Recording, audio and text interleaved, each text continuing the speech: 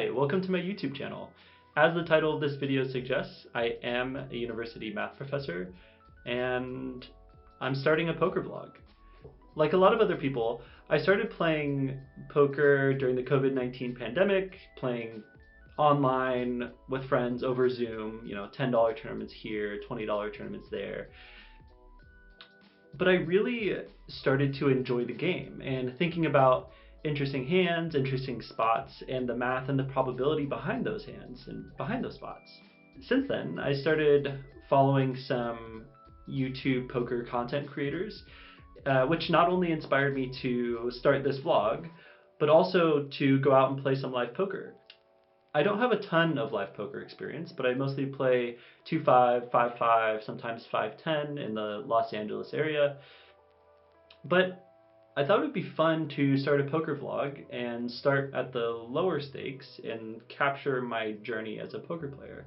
I've never really tracked my progress or studied or done anything of that sort to really improve as a poker player, but I thought by starting a poker vlog, I can do those things and share it with all of you. So if you're interested in following along with my journey, hit that subscribe button and come along. Thanks.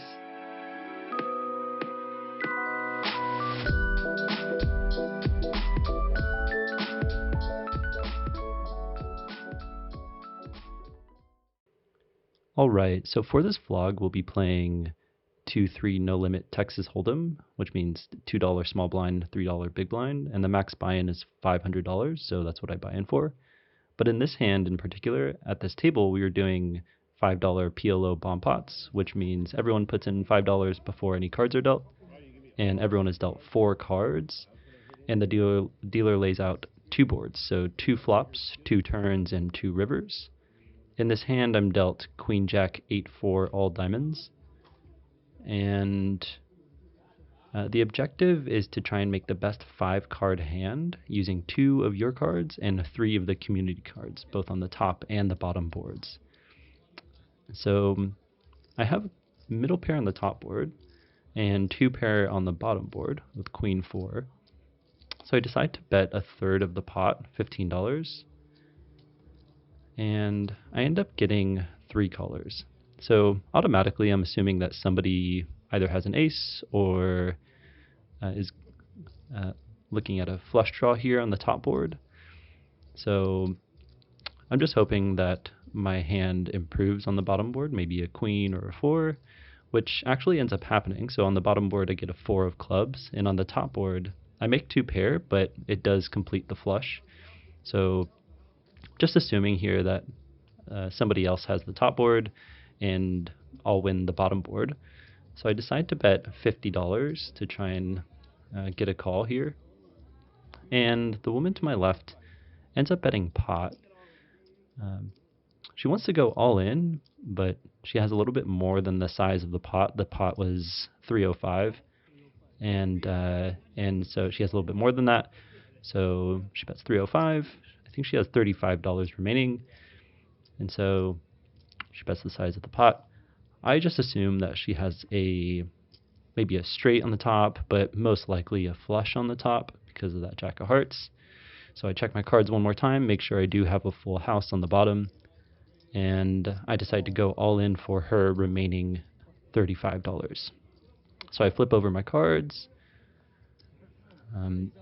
And the river comes an ace of clubs on the top and 8 of spades on the bottom. So it kind of counterfeits my 2 pair on the top board. And she ends up flipping over Queen 4. So we actually have the same hand on the bottom. So we both have a full house, queens and 4s. But she outkicks me on the top board with that king. So she has 2 aces, 2 queens, and a king. And I have 2 aces, 2 queens, and a jack. So unfortunately, she wins the top board with 2 pair, and we split the bottom board, both of us having a full house. So kind of an unfortunate situation here to split the bottom board in this $825 pot, but that's how it goes sometimes in poker, and we just have to move on. So on to the next hand. Alright, so in this hand we are dealt the second best starting hand in poker, pocket kings. We're in the under the gun +1 position, so we're the second person to act. The person to my right, the under the gun player, just calls for $3, so I bump it up to 15. And the player to my left makes it 35, which is essentially the minimum size that you can raise here in this spot, which is 2x of my bet, which is actually a little concerning. I feel like players like to do this when they have pocket aces, for example. They want to build a pot, but also don't really want to scare you away. But at the end of the day, I do have pocket kings, so I decide to 4-bet to 120. Player grumbles a little bit and ends up saying that he has no choice. He wants to make the call. So right now I'm just kind of hoping that no ace comes out on the board. Player could have called with like ace jack, ace queen suited, for example. But what do you know? An ace of diamonds in the window. So jack of hearts, 4 of hearts, ace of diamonds. And I think to myself, what would I bet if I did have an ace? If I had ace king, for example. And I think I would want to bet a little small to keep him in the hand, maybe keep in his pocket queens, for example. And so I bet $80, and he kind of grumbles a little bit, not entirely sure what to do, and he says here,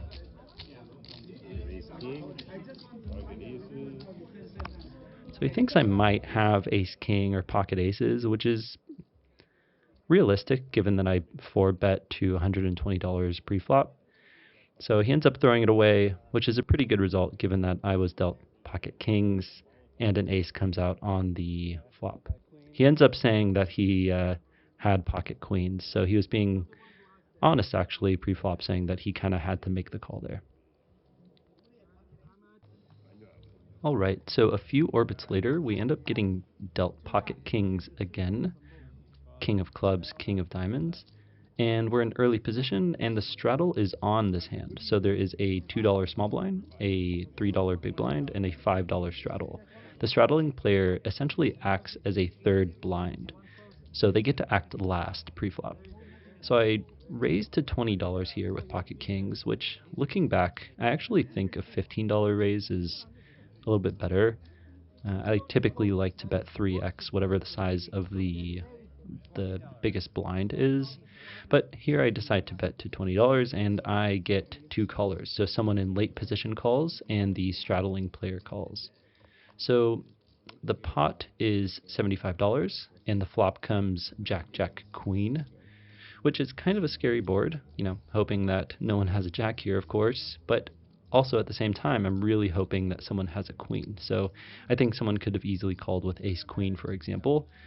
And so just hoping that's the case, I decide to bet for 2/3 the size of the pot, so I bet $50 into 75, and the straddling player calls.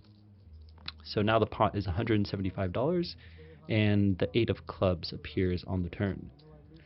So this doesn't really change a whole lot for me. I still think that I have the best hand here with pocket kings, given that I beat ace queen, or say queen 10, for example. And so I decide to bet again for a large portion of the pot. I'd make a bet for $150 here, and unfortunately the straddling player immediately goes all in. So the player goes all in for $335, which is $185 more than the $150 that I just put in. So now I think it's a good spot to do a little bit of math. Okay, so there's an important concept in poker known as pot odds that can really help in situations like these. Pot odds represents the ratio between the final size of the pot and the amount required to call the bet that you are facing. So we divide the money required to call the bet by the amount of money that will be in the final pot, which includes the money that you are putting in to call. In this case, we need to call $185 more, which means after all the money goes in, there will be $845 in the final pot. The main idea here is that the pot odds can help you determine how often you need to be right in order to make a profitable call. In this case, 185 divided by 845 is 0.2189, or roughly 22%. Theoretically, what this means is that we only need to win in the spot 22 out of 100 times in order to break even. For simplicity's sake, let's just say that we need to win 1/4 of the time. So how do we determine whether or not we should make this call? Well, if we need to win 1/4 of the time, what we need to do is find one hand that we beat for every 3 that we lose to. So the first step is to think about the value hands, or the hands that our opponent could have in the spot that beat us.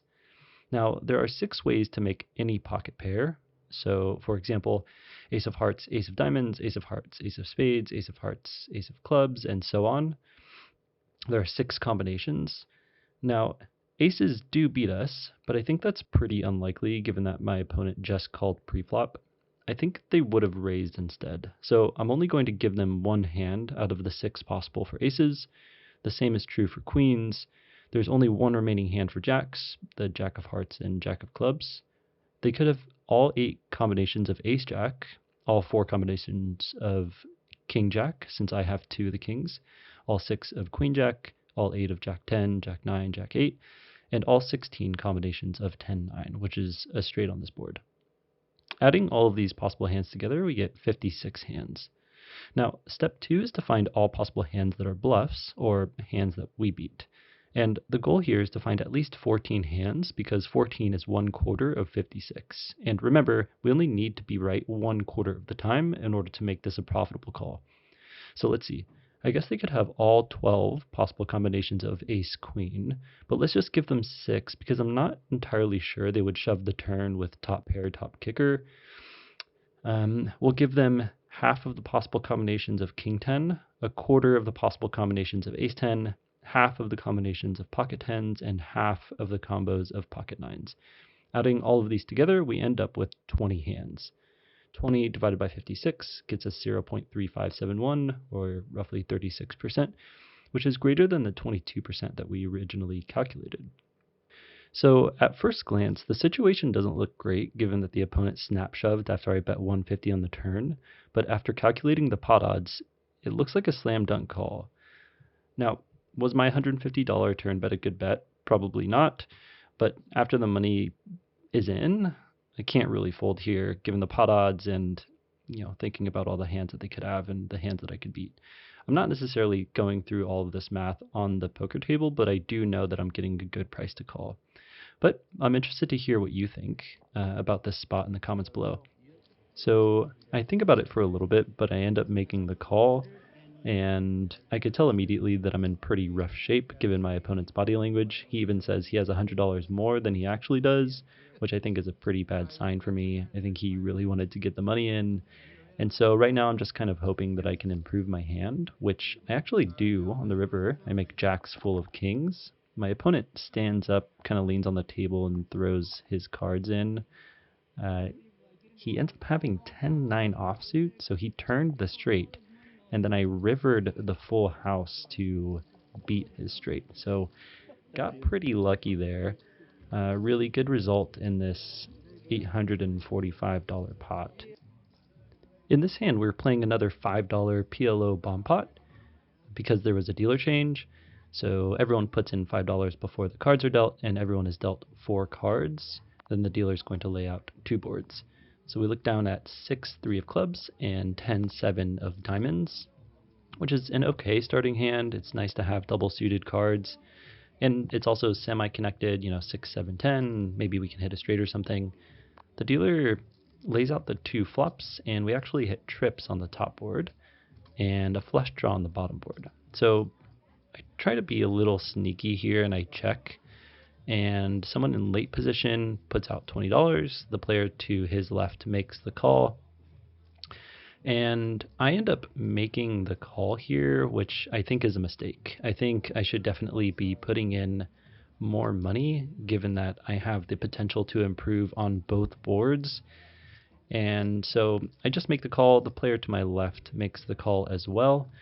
So we're hoping to improve here on both boards. Maybe we can connect for a full house on the top, which we actually do with the 10 of spades. And on the bottom board, we improve to a straight draw with the 9 of spades. We check, and unfortunately action checks around. So the 8 of clubs and the 8 of hearts comes out on the 2 rivers, and that improves our hand on the bottom board to a straight. So we have 6, 7, 8, 9, 10. and nothing changes on the top board. We still have a full house, sixes full of tens. So given the strength of our hand, I kind of wanted to make it look like I was stealing the pot here, so I decided to bet 120 into 120. And the player to my left doesn't fold immediately, which is a good sign, and also doesn't make a call immediately, which is even better for us. Really kind of hoping that the player makes the call, which he ultimately does. So we're looking like we're in pretty good shape here. The other two players make the fold. I flip over my hand, and we show the full house on the top board and the straight on the bottom board. The player to my left also has 10-7, so he also made a straight on the bottom board, and we win the top board. So unlike the first PLO hand of this vlog where we only won a quarter of the pot, this time we are winning 3/4 of the pot as we won the top board and tied the bottom board. So definitely another good result here.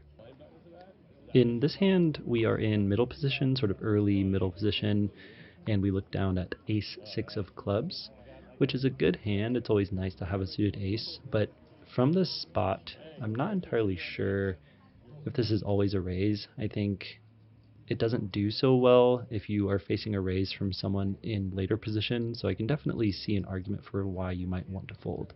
But I was looking down at a suited ace and decided that I wanted to play, so I bet $15.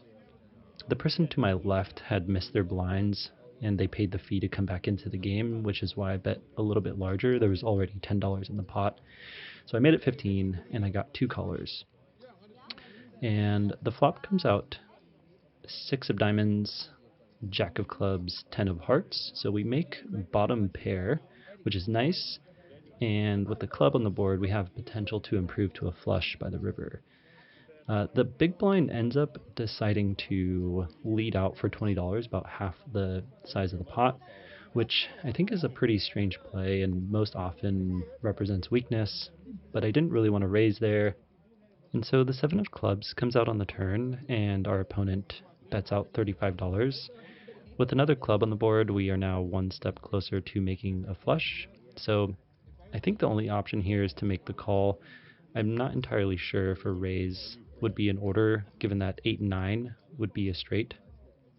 And lucky us, the 2 of clubs appears on the river, so we're just running really hot here, and I end up betting $135 into the $157 pot, so a little more than 3/4 of the pot. And our opponent thinks about it for a little while, but not too long before making the call. So he puts the money in, and I immediately show my hand, the nut flush. Given that he called so quickly, I think I probably could have gotten a little bit more money out of this one, and I think it's an interesting spot to think about. I think betting, say, 200 or 225 into the $157 pot would have been an interesting play and really polarizes my hand, telling my opponent that I either have the nuts or don't have anything. So something to think about for next time that I'm in a spot like this. In this hand, we're looking down at pocket threes from the under the gun position. The under the gun player is the first one to act pre-flop, and I decide on a $10 raise, which is the same size I was using all night when there was no action before me. So I bet $10, and from the under the gun spot, you should have a pretty good hand, which I do. I would have called the raise, but instead I get 5 callers. So we're looking at $55 in the pot, and the flop comes out ace of clubs, king of clubs, queen of spades. Not so good for my specific hand, but definitely good for my range.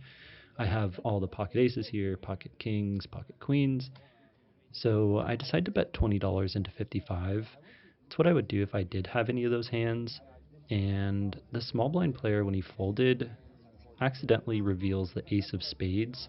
So now I know that the big blind player, when he makes that $20 call, is less likely to have an ace, but now it's also less likely for me to have an ace. So that's definitely going through my mind as I start cutting out some chips for a bet. If I did have any of those strong hands, I think I would size up here with now 2 flush draws on the board. So I decide on a size of $75 into 95. My opponent in the big blind doesn't really like the size of that bet, but he starts cutting out some chips and kind of puts them back and then cuts them out again, thinking about it. At this point, I'm kind of putting him on maybe a flush draw or a king or potentially a queen, and he ends up making the $75 call. The river comes a two of diamonds, and I know at this point in my mind I'm thinking that I need to barrel here for a third bet. I think I can get him off any king or queen, but at the same time, I know at these stakes players don't really like to fold pairs, so that thought also goes through my mind and kind of scares me a little bit. So I kind of waffle back and forth between betting pretty big here, say like $200 into 245, or just giving up, which is what I ultimately do. And my opponent flips over King of Diamonds, Jack of Spades. So I was kind of kicking myself with this hand, knowing that if I put in a bet, say 200 into 245, I probably could have gotten him off it. But there's always next time. All right, so in the last interesting hand of this vlog, we look down at 9-6 of clubs and we are on the button, which means we're the last ones to act pre-flop. There's no action before us, so I decide to make the raise up to $15. The $5 straddle is on in this hand, which is why I chose the $15 size. I wouldn't normally play this hand from very many other positions, but the button, maybe the cutoff, the player to the right of the button, but it's not a great hand. But fortunately, the flop is pretty nice. So we end up with an ace of clubs, jack of clubs, three of hearts on the flop, which is both good for our specific hand with our flush draw, but also I think we could easily have a jack or an ace here given that we are the pre-flop aggressor. So we decide to bet $20 into 35. Don't really want to go too big and scare him away, but I also want to build a pot just in case I do hit a club. The straddler makes the call, and we do end up getting there on the turn with the king of clubs. So great news for us. We don't have to wait too long in order to make our hand. But the straddling player doesn't check, which is what I expected him to do. I expected him to play in flow, which means check to me, given that I was the last one to bet. Instead, he ends up betting $60 here. So kind of a large size given the pot is 75. So he bets 60, and the only thing that goes through my mind at this point is that one, he either also got there with a flush or he's trying to make a move. Say maybe he has a queen of clubs here or a 10 of clubs. I think the only option is to make the call given that I am in position, and I sort of make up my mind no matter what, if he decides to bet on the river, I'm going to go ahead and make that call. It's sort of hard to make a fold with a flush here. I do think it's reasonable for him to also have a flush here, but I saw him make a couple of bluffs earlier, and so I know that he's not afraid to make a bluff. He ends up betting 180 into 195, and I make the snap call knowing that I was going to call anyways, and he says that I'm good. He turns over Jack 7 offsuit. I don't even think he had a club. I don't think the 7 was the 7 of clubs. I think he just had a jack and was trying to make a move. So that's it for this vlog. I really appreciate you watching. Definitely ran hot this session.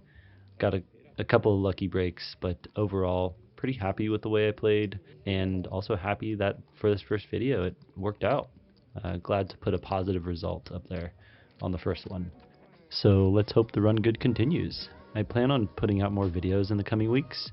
In fact, I'll be in Omaha, Nebraska next weekend for a math conference, so I'll do my best to record a few hands and report back. I'll close out with some footage of me cashing out and my past self going over the results for this session. Again, thanks for watching.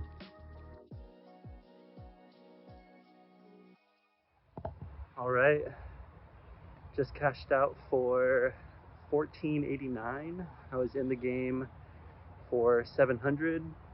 Had some pretty big hands. and luckily everything went pretty well. I'll give the recap of all the hams tomorrow. All right, peace.